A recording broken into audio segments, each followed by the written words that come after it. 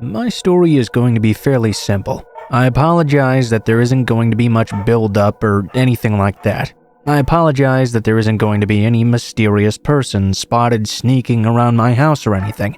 And I also apologize that there's not going to be a huge ironic twist near the end. My name is Brittany, and this happened when I was 12 years old. It was just an ordinary night, really. My parents had just told me it was time to go to bed, so I went and brushed my teeth, washed up, and got all ready to go to sleep. I had a pretty great room at that time. I had fully decorated it with strawberry shortcake themes, including this big canopy bed. I told my parents I was ready, turned off the light, covered up, and grabbed onto my favorite stuffed animal. Then I went right to sleep.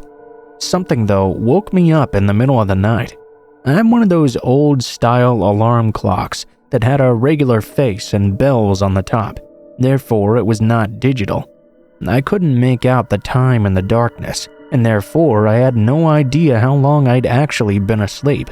The meager light coming in through the window did nothing to help me out, but it did let me see that there seemed to be a man standing in my room. As my eyes adjusted to the darkness, I could see he was huge, and I didn't recognize him at all. He was dressed all in black, but he wasn't bothering to wear a mask. I could see his gray hair and mutton chops, and that he was holding a large knife. I made to scream, but before I had a chance to, the man grabbed me and held his hand tightly over my mouth. He flipped me over onto my stomach. I felt the tip of the knife as it first touched my neck, then it pressed tightly down. It hurt, bad. I whimpered. I felt tears running down my face. I was sure at this point that I was going to die tonight. I had no idea if he was going to do anything to me beforehand, but honestly, I wasn't thinking about that. Everything flashed through my head that I wanted to do in life, and in that moment I knew I wouldn't be able to do any of it anymore. As I lay there, the man pressing down hard on my back with his other hand, he pushed the knife even further against my neck. He wasn't trying to feel me up or anything. He was just pressing down on my back and keeping the knife pressed against my throat. All of a sudden, I heard a loud bang.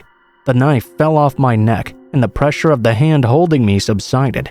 I wasn't sure entirely what was going on. Someone grabbed me and pulled me out of the bed. It was my mom, and she was telling me to come with her and everything would be fine. My mom took me down to the living room and out the front door. In moments, the police had arrived and rushed into the house.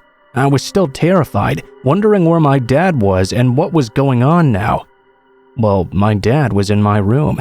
Apparently, the intruder had broken through the back kitchen door. My mom had gotten up and seen that someone had broken in. She ran to get my father, who in turn grabbed his gun and searched the house. He, of course, searched my room first and immediately found the intruder there. The bang was my dad shooting the bastard who had the knife against my neck. The man didn't die. I can't say I'm too happy about that, honestly. He was obviously willing to kill me, so I've always wished that gunshot would have killed him. I've never wished death on anyone else. I don't even support the death penalty, but I really wish that after what that man was willing to do to me, that gunshot would have ended his life. He did go to jail, though, for a very long time. The jail sentence didn't really help me at all, though. It didn't stop me from having nightmares nightly for years afterward. It didn't make it easier for me to trust people. I don't know. It didn't make it easier for me to be alone. It didn't pay for the therapy I've had for the past 35 years. It didn't do any of those things, but my dad and that gun saved my life. And I appreciate both of those things more than I can ever tell you.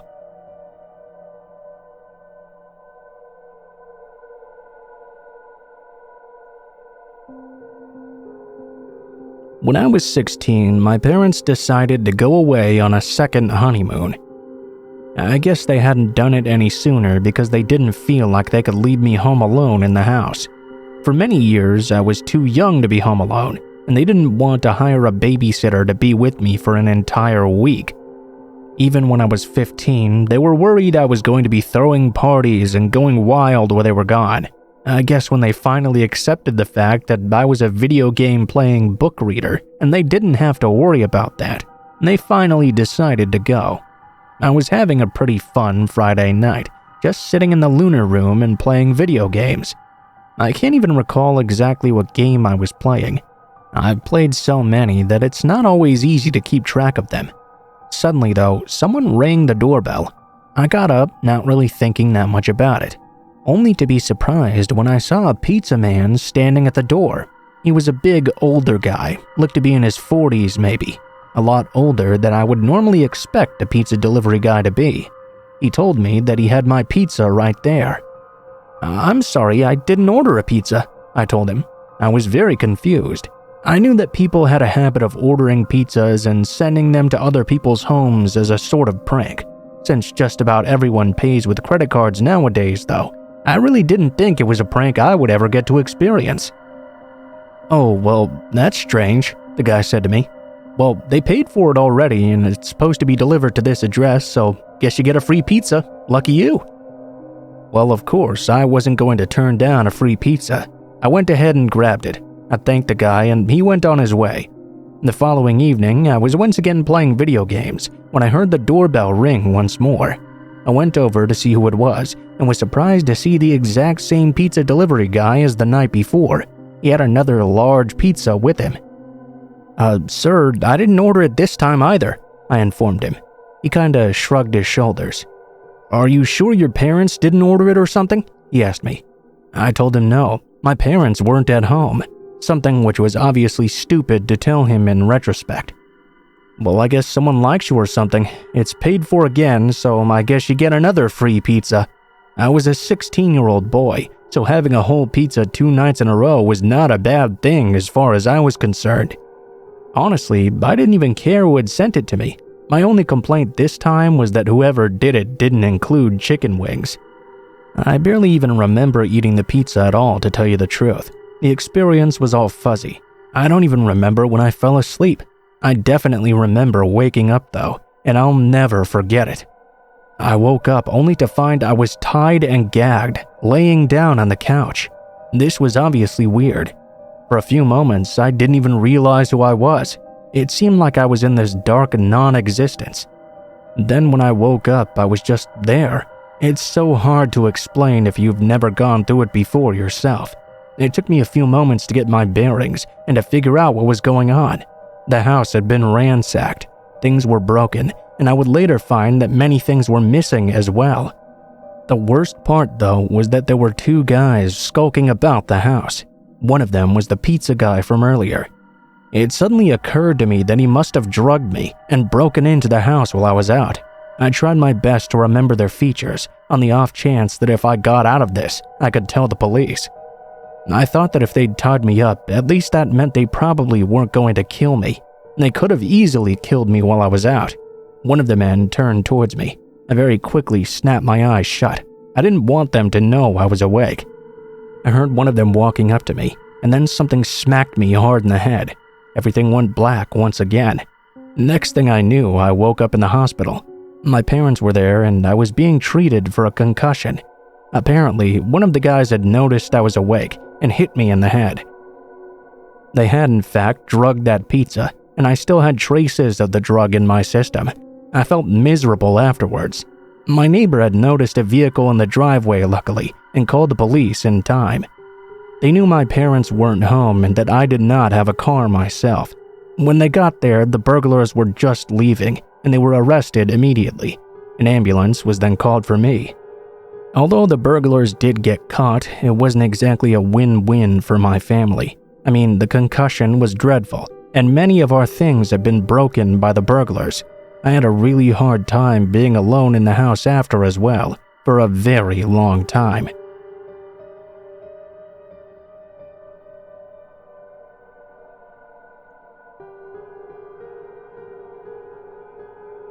Hi, I'm Ethan. When I was growing up, I was definitely a bit of an unpopular and bookish sort. I got bullied quite a lot. It was a shame because I actually enjoyed going to school. There was this one guy at school named Richard who always made going extremely sucky. He was one really messed up kid, always trying to get into fights with everyone. Once, on the way home from school, I saw him hanging out in an empty lot with his buddies, torturing a bird. They had shot it with a BB gun and ripped its feathers out while it was still alive. The guy obviously had some severe mental issues.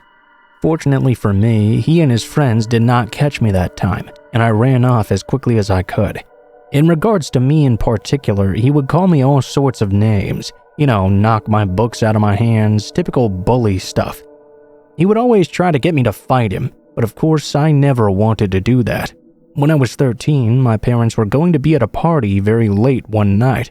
I was an only child, and they felt their teen was now old enough to stay home alone, so they left me. They gave me a number I could call for emergencies, but this was long before cell phones. They let me know they wouldn't be home until very late, like in the late morning. That was okay with me though. I would get to stay home and read and enjoy my alone time. About an hour after my parents left, the phone began to ring. I answered it and froze when I recognized the voice as being Richard, the bully. "Hey, Slur here. I know your parents aren't home tonight. No one is going to protect your ass this time." I didn't even respond. I just hung up the phone. I walked away, but immediately as I did, it rang again. I picked it up and there was Richard. "Don't you dare hang up on me, you loser. I'll rip your fingers off your body with a pair of pliers." I told him I would call the police if he tried to do anything to me, and hung up the phone again. It began to ring, but I didn't want to answer it. Richard was being more persistent than I ever imagined he would be. The phone continued to ring again and again and again. Not knowing what else to do, I picked up the phone and set the receiver down on the counter, then went on my way. If I couldn't keep him from calling me, at least I could keep from hearing the phone over and over. I went back to my reading and was surprised at how easily I was able to get Richard out of my mind. That was until less than an hour later when I heard a knock on the door. I got up to answer it, but immediately I could see it was Richard through the window. He was standing on the porch holding a pair of pliers. "I warned you not to hang up on me again.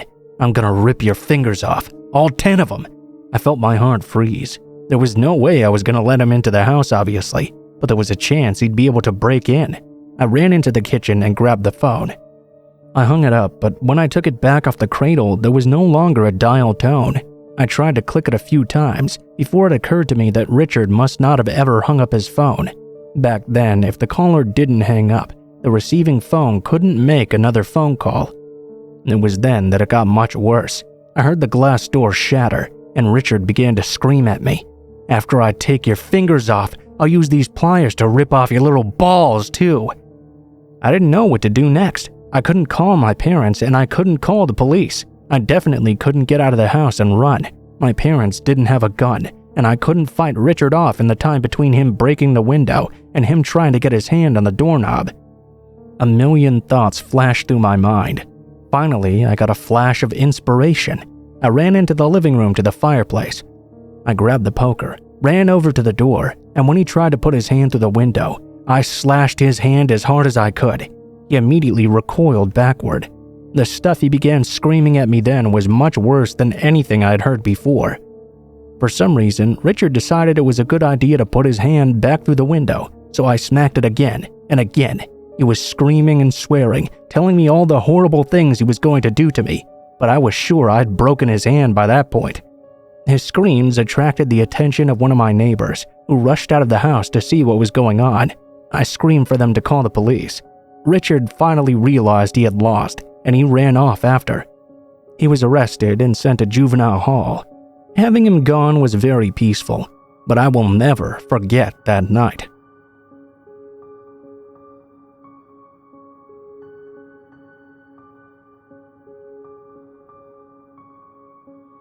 For context, I'm now 26, and I met my stalker at 14 or 15 years old. When I was around that age, I decided to take some ballroom dance classes. That sort of thing was normal for teenagers in my generation in my country.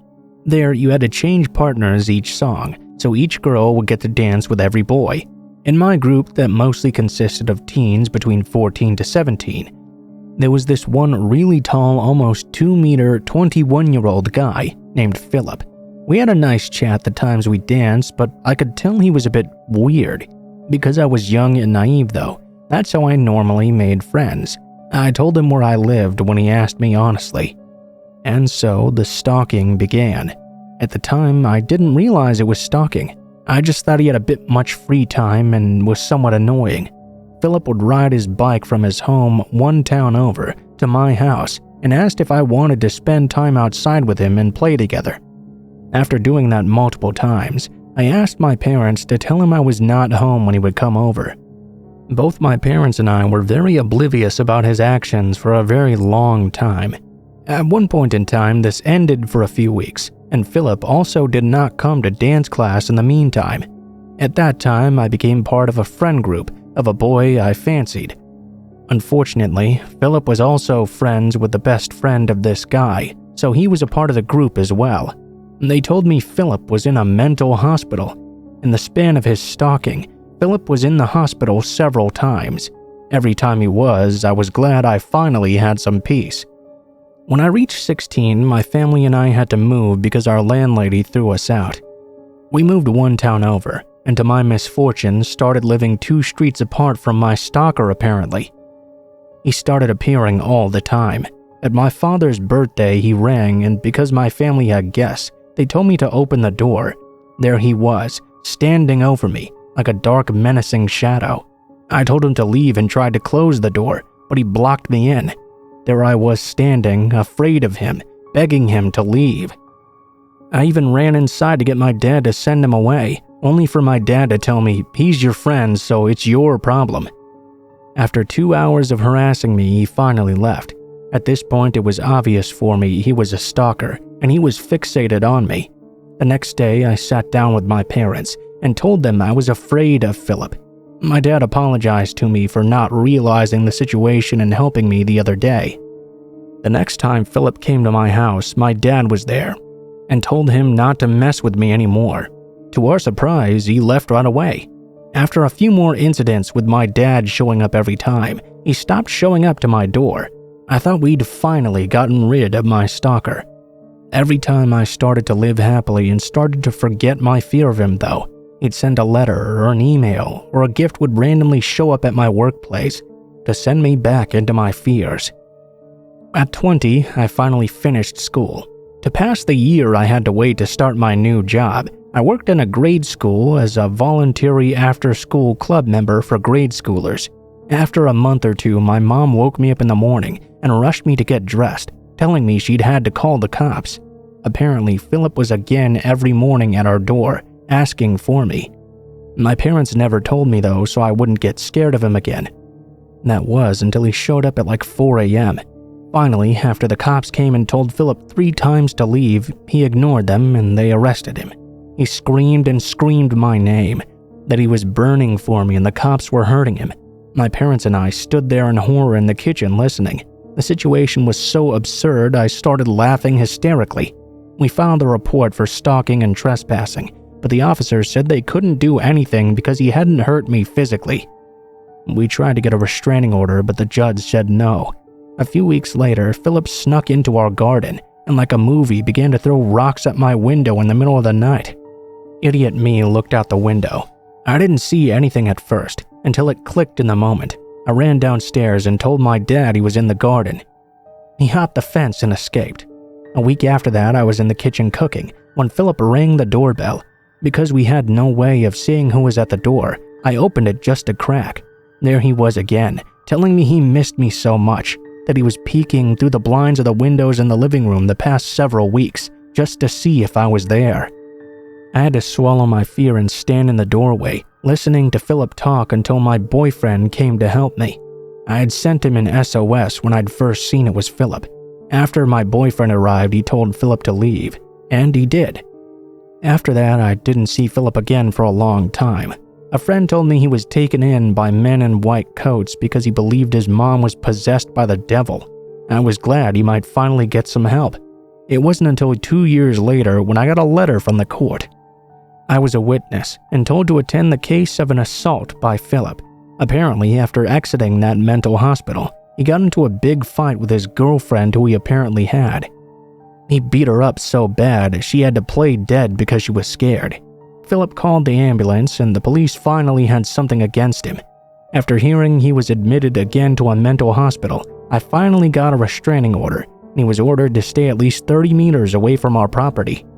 I was so glad. The restraining order also implied that if he broke any of the requirements, he would go to jail. So, it was over. 2 years ago, I moved out of my parents' house as well. I'm only posting this now because I believe I'm seeing him around again. It can't be because he doesn't know where I live and he hadn't shown up at my parents' house in a long time, but I believe it's him.